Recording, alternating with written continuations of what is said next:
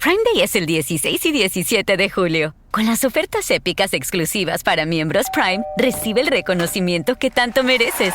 ¡Wow! Gracias. Ni siquiera preparé un discurso. Quisiera agradecer a mi familia, que siempre necesita cosas. También a Sam, mi repartidor, por entregarme todas mis ofertas increíbles tan rápido. ¡Te adoro, Sam!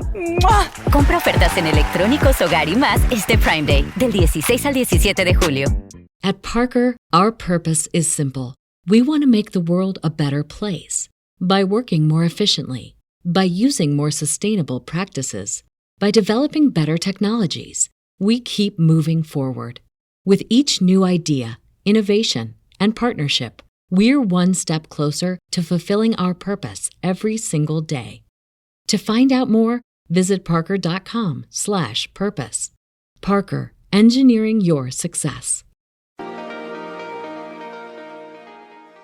Welcome back to Heard Tell. Okay, here's a fella we always enjoy talking to a great deal. Aadi Golchha down in New Zealand coming back. He's also the host of the Economic Review podcast. Real sharp fella. Going to talk a little economics, a little regulation today. Aadi, how are you, sir? Welcome back to the program. I'm great. Always a pleasure to be on with you. I really appreciate it. Let's start some big picture stuff because you're down in New Zealand right now. You obviously follow American economics and politics quite a bit. I want to zoom out a little bit because American press, especially when it comes to economics, gets pretty insular and they kind of have their narrative lanes. Give me a big picture view of what's going on globally, economically. We know, of course, there's things going on with China. There's the war in Ukraine that's got everything kind of moving around, especially in sectors like logistics and energy and things like this. We have what's going on in Africa. Give me a couple things that you're paying attention to globally, the big stories that people are missing because we get caught up in, cost of living and things like that. Not that they're not important, but sometimes we miss the forest for the trees on things like economics, don't we? I think the one thing that probably an American audience would be most surprised by are the similarities between the American economic climate and the economic climate that the rest of the world is dealing with. So if you're used to watching American media, whether you lean left or you lean right, you probably have in mind a couple of causes for, say, the high inflation rate, right? If you're on the left, you might blame corporate greed. If you're on the right, you might think this is Joe Biden's doing. He shut down the gas pipelines, and that's why gas prices are so high. But if you start to zoom out a little bit, you'll notice that Europe's dealing with the same thing. Here in New Zealand, we're dealing with the exact same thing. Grocery prices are up, gas prices are up. Joe Biden doesn't have anything to do with New Zealand, but we're dealing with all the same issues in almost exactly the same fashion as the United States. And I don't think that experience is at all out of the ordinary. So zooming out, I think a lot of places have been hard hit by supply chain issues, by the Russia-Ukraine war being fought at the epicenter of all these crucial commodities. So I think there are quite a few global problems that are affecting the world economy and the climate and the pain that a lot of countries are feeling.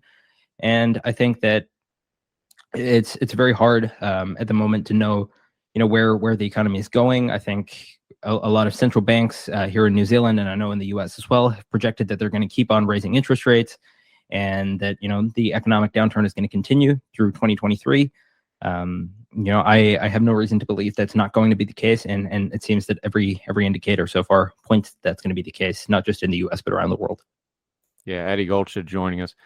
What is it different that, like, we've seen inflation a lot throughout history for a lot of reasons? You have countries like Turkey's having high inflation even before the current crisis because bad management, frankly. The late 40s, early 50s. We've seen it through the 70s. We saw it, of course, after World War I in Germany, which was catastrophic and led to another world war in a lot of ways. Inflation isn't new. Seeing it globally everywhere all at once, that is a little bit new. We haven't seen that as much. I know the world is globally economically integrated now. How different is it that this is a global inflation? Almost all countries are feeling this a little differently, not just one or two, as compared to just when even a major country like the U.S. having inflation. That changes it a little bit, and that's a little different perspective and a little bit more unique, isn't it? So I think the most fundamental rule in economics is supply and demand. So anytime you see prices going up, it's because either supply has gone down or demand has gone up. And in this case, I think for just about any country in the world, you can say that both of those factors have taken place at the same time.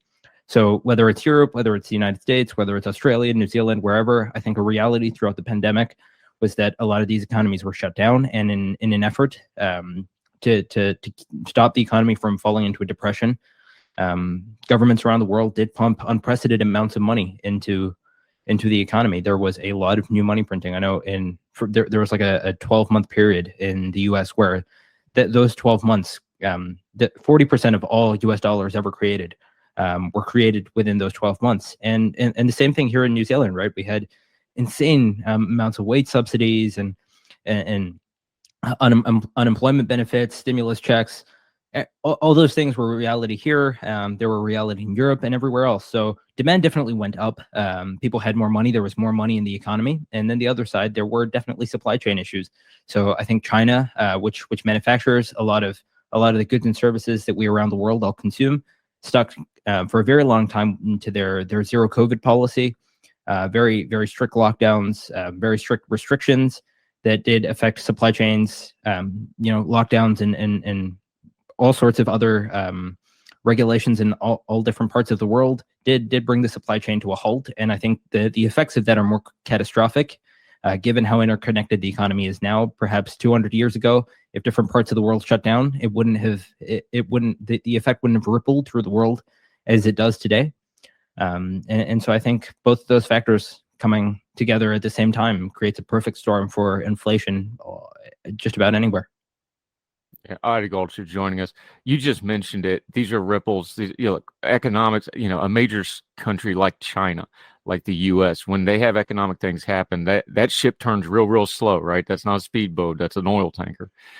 China is now apparently backing off those COVID restrictions. They've seen what's going on. This is going to take a while to trickle through the rest of the global economy, including the supply chains, things like that.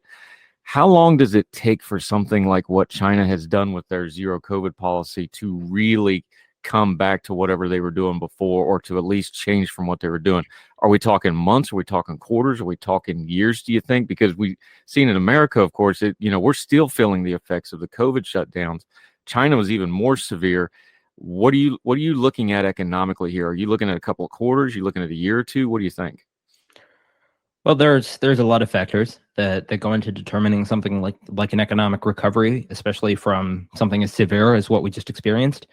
I think I don't think there's anyone in the world that can give you sort of like an exact timeline on 6 months from now everything will be back to normal. I think it depends a lot on the way the Chinese government handles it. The Chinese government has a lot of fiscal policy, monetary policy tools at its disposal. I know, for example, China keeps a very high reserve ratio on its banks, and so cutting that reserve ratio would instantly release billions of yuan into circulation. And so there are certainly tools at the CCP's disposal should it wish to use them to sort of speed up the process of economic recovery. But besides that, I think there's a lot of things. The Chinese. The property bust. I did a piece on this a couple of months ago. There are some major issues with China's property market, which is a large part of the economy. And so if that were to go bust, that could prolong the recession for a lot longer than any of us can foresee at the moment. Yeah, Aadi Golchha. Let's talk about those supply chains. You talk about supply and demand. Well, you got to get the supply and demand. That doesn't happen in a vacuum. We just had this rail strike issue in the U.S. You took a comparison to that to truck drivers. Now, there's a lot more truck drivers than rail workers, and it's a little bit different situation. But before we get into it, the core of your piece and the core of what you're talking about here is something that we've actually been debating quite a bit lately when it comes to things like the gig economy. And it's the legal definition and the economic incentives of independent contractors. This is not a new debate. This is something that's been going on for a long, long time in a lot of things. But this is one of those things where regulation and technology have kind of converged on the moment to really bring a head on what is and isn't an independent contractor. Let's get the nomenclature right so that we're understanding what we're talking about here, especially when it comes to these truck drivers. This is an industry I work in. I know it very well. Independent contractors, it's not universally good or bad. Some folks like it. Some folks don't like it. But big businesses can abuse that terminology Just walk us through the terminology there on what independent contracting means, especially when it comes to these truck drivers. So I think in the conventional sense, an independent contractor is somebody who, for example, think about it. If you hire someone to mow your lawn, that person would be an independent contractor. They're not your employee. You don't pay for their Social Security. You don't pay for workers' benefits. You don't pay FICA, any of those things. They're independent. They do a job for you. They work on their own schedule. All those things. That's what makes someone independent. And most importantly of all, they're not exclusively your employee. They can go and mow my neighbor's lawns and 10 other lawns as well. And so I think that sort of that's typically what we think of when we think of an independent contractor.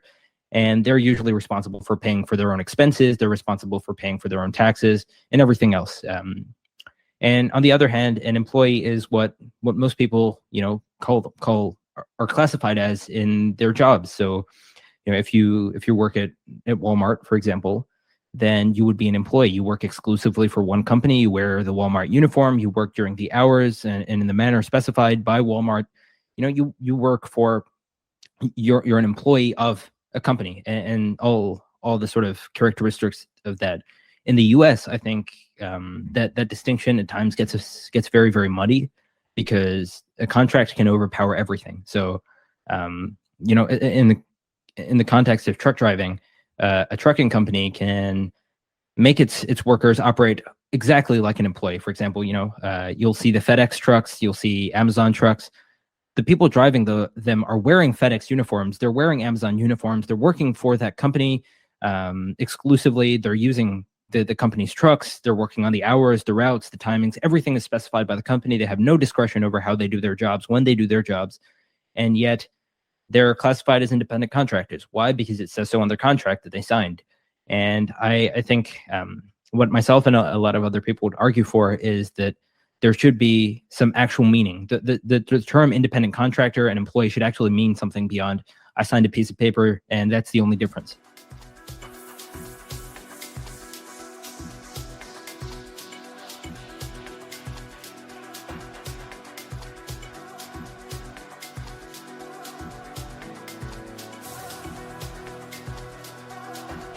Prime Day es el 16 y 17 de julio. Con las ofertas épicas exclusivas para miembros Prime, recibe el reconocimiento que tanto mereces. ¡Wow! Gracias. Ni siquiera preparé un discurso. Quisiera agradecer a mi familia, que siempre necesita cosas.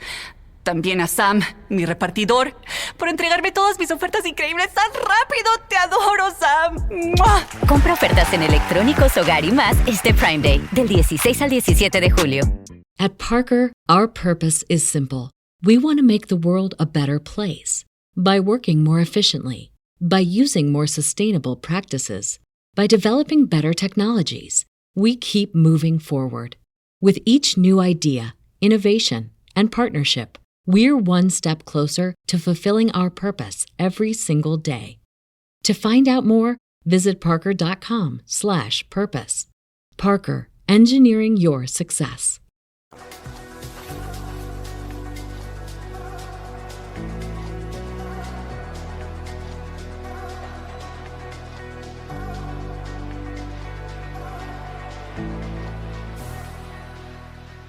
Yeah, Aadi Golchha joining us now. Truck driving, where this really gets sticky, especially when it comes to those bigger companies that you're talking about. There's a difference between independent contractors and trucking, because you have owner operators, which is exactly what it sounds like. They own their own truck, they own their own equipment, and then they take runs just like a freelance rider, like an Uber driver. They take clients or runs or contracts to go and do their stuff, but they own all their stuff. Where this gets a little predatory, in my opinion, but it can be good for certain individuals, again, this isn't university, is the lease owner operators. And that's where this really starts getting sticky and icky. And you started touching on that on your piece. And this is really where the legislation is non-specific, but it really, really has to be. And it's really important for these workers. And it's really important for the economy, because we saw, like in California with the port situation, where they didn't do a carve out for those lease owner operators. Regulation just about wiped them out in one fell swoop just because of the language of legislation. Talk about that for a second, because that's one of those little points of minutia people don't talk about, but it had massive effects. Yeah, so I think the fundamentals with the lease purchase model, You lease a truck from the trucking company. So essentially, like just like you would lease a car, you pay them a fee to lease the truck. You are then responsible for all the expenses that go along with with maintenance. So oil changes, that kind of thing. You're responsible for gas, any other expenses related to the truck, really. And basically, you get paid a fee for every load that you deliver. And so you're sort of an owner operator in that way. The truck's not really yours. You can't take the truck home. You can't use the truck for your own. You can't use the truck to drive for 5 different trucking companies, and you don't have any of the flexibility that you would assume that someone who is just who had a truck and was just driving, carrying loads that they wanted to. There are certainly people that do truly have that kind of discretion. But more often than not, it's a trucker working exactly like you would expect any other trucker to, or you would expect any other employee to be functioning. It's just, they're not getting any of the same benefits. They're not getting any of the protections that an employee gets. And sometimes that situation gets so bad that at the end of the week, you can work a full grueling week, 60, 70 hours driving trucks as a quasi owner operator in a lease purchase program. And at the end of the week, you owe your company money because something went wrong with your truck, or there was an unexpected expense or whatever. All these things are sort of really predatory cycle. Yeah, Aadi Golchha joining us. This is being reflected in the trucker shortage in America. There was a couple things happened at once. Once is the logistics in America exploded with things like Amazon and small package delivery. It just changed how the industry runs. The second thing that happened is all the baby boomers retired, like we saw in a whole lot of other industries. A lot of those guys have been working 20, 30 years. They all retired in the same kind of 10 to 15 year window. It's those younger generation of drivers coming in that are susceptible to things like the lease model operators, because the older guys, they had some income saved up, they had means to do things like that, so they use those stats and show those stats to the young guys, but then they make them lease the equipment. That feels predatory to me. I know it's predatory. I worked in the industry some. I don't know that there's a nice, clean regulatory cure to that, though. I think some of that, though, is opening up more options for these drivers to have other regulatory options into an industry like trucking. But, and you touched on it on your piece, the Federal Motor Carrier Safety Regulations, that is like its own world. It's a Byzantine regulation.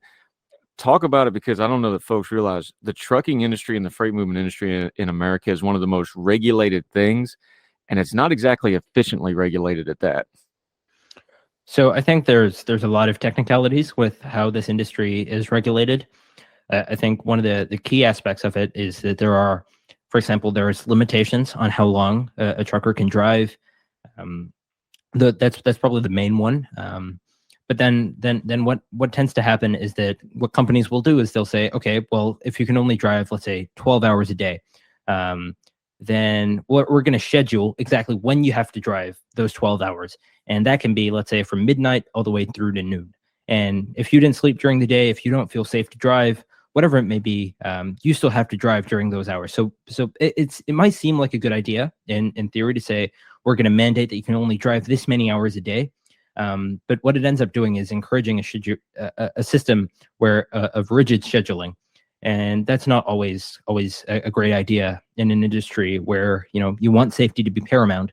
You want drivers to be able to make common sense, individual decisions surrounding when they feel safe to drive, when they feel too tired to drive, and exactly when they feel at their best and most safe.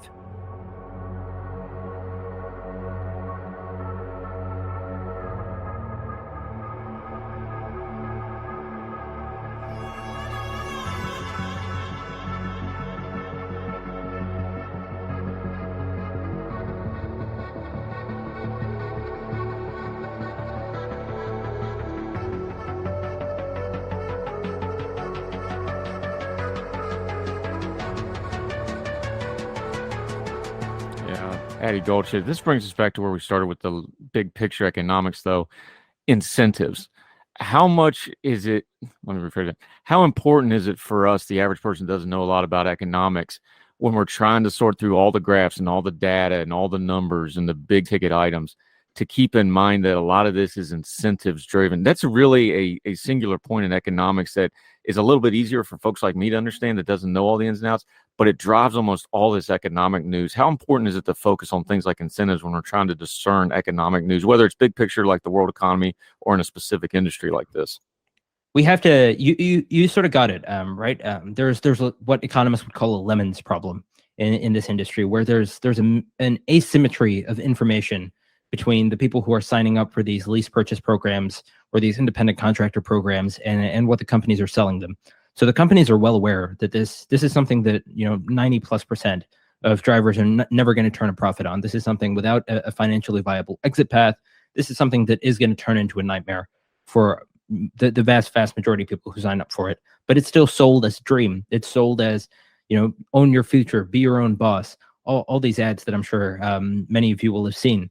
And it's if you're unsuspecting, you don't know too much about the industry, you're looking to you're looking to make a living in the trucking industry.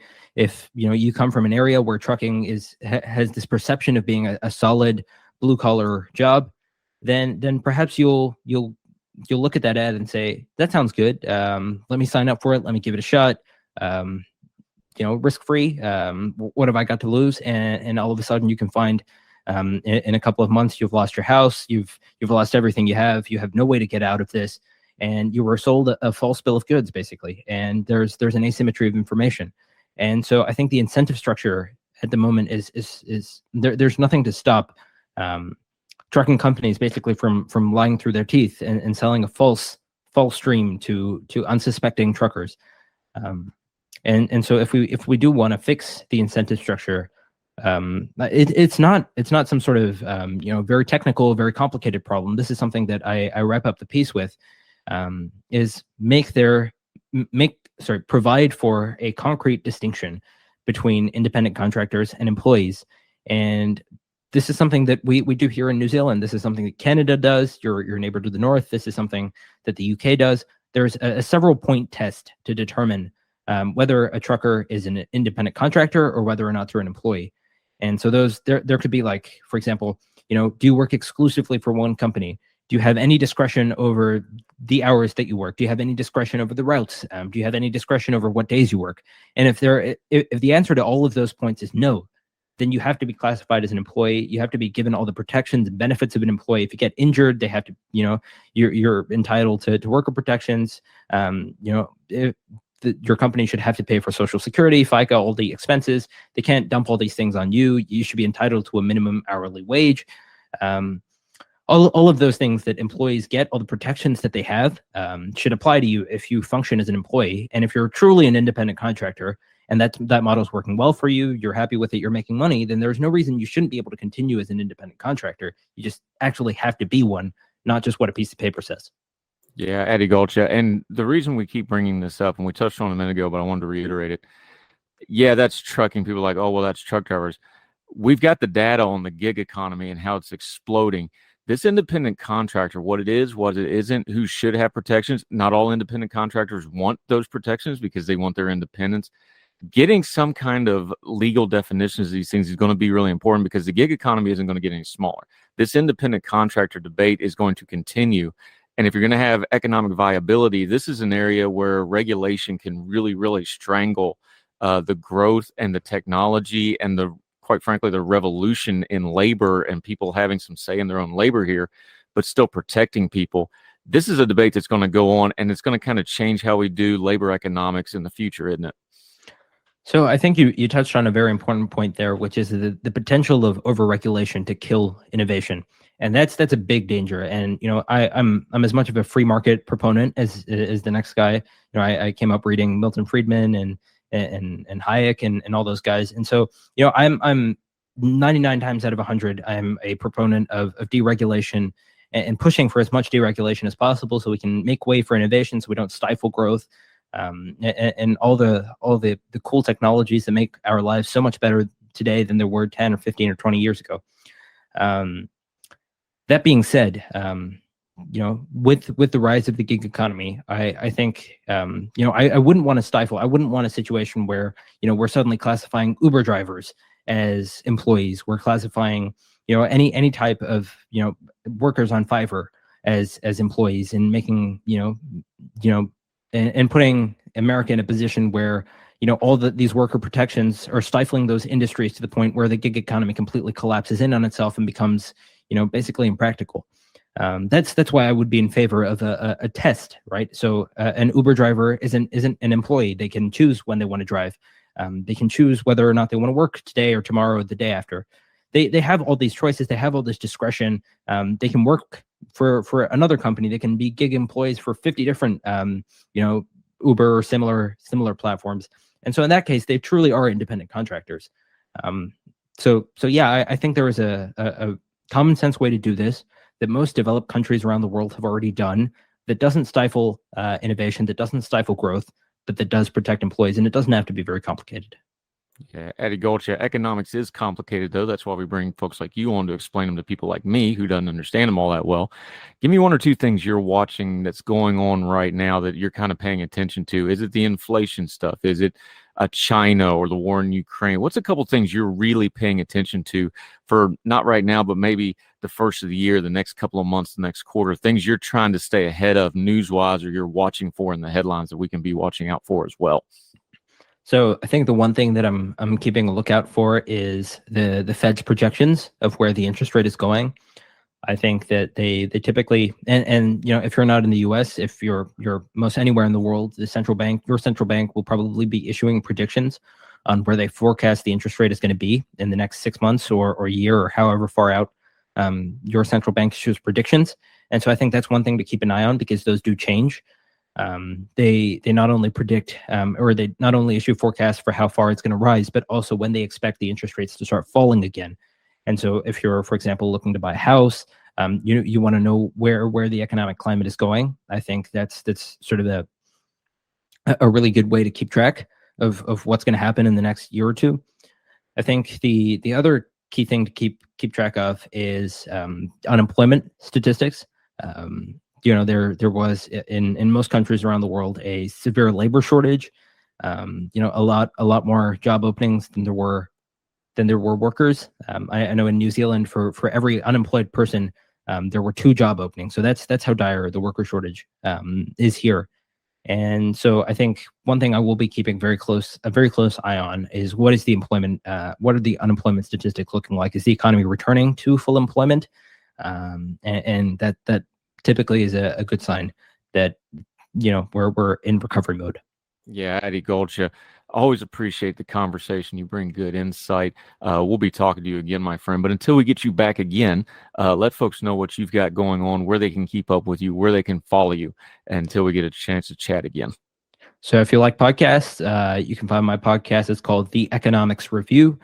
You can follow me on Instagram at Economics Review or on Twitter at Aadi Golchha. Yep, Aadi Golchha, another one of our great Young Voices contributor. He's down in New Zealand. Sharp fellow. Follow him. We'll definitely have you back, my friend. Thank you so much for the time today. Absolutely. Always a pleasure. Thank you, sir.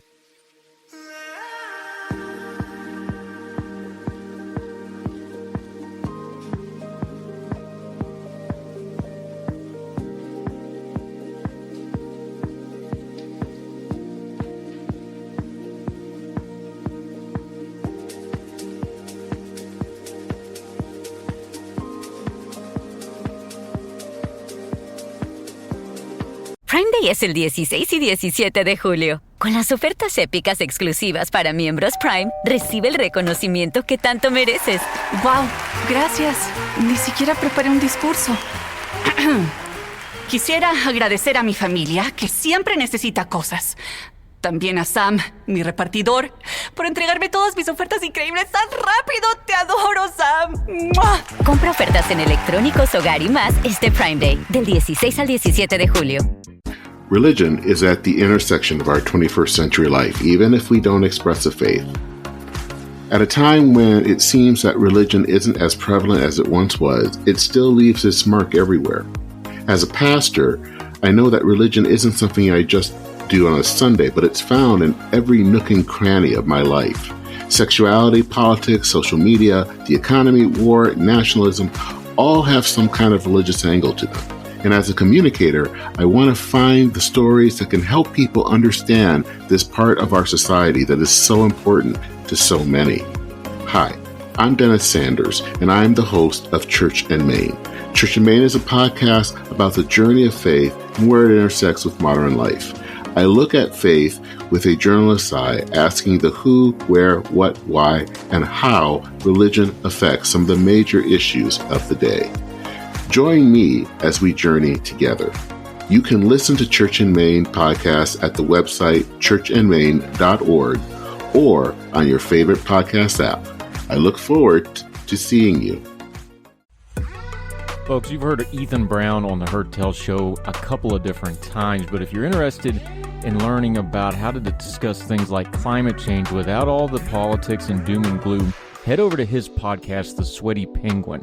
Sweaty Penguin is a late-night comedy-style climate podcast working to add nuance, critical thinking, humor, and hope to the climate conversation. They got over 100 episodes already, breaking down weekly news stories and specific topics, from the vanilla to the ADHD to the international accountability to orangutans. Yes, I know, it's a comedy thing, so just go with it. But each time, exploring different ways we can make progress on these issues while still helping the economy, health, security, and everything else we care about.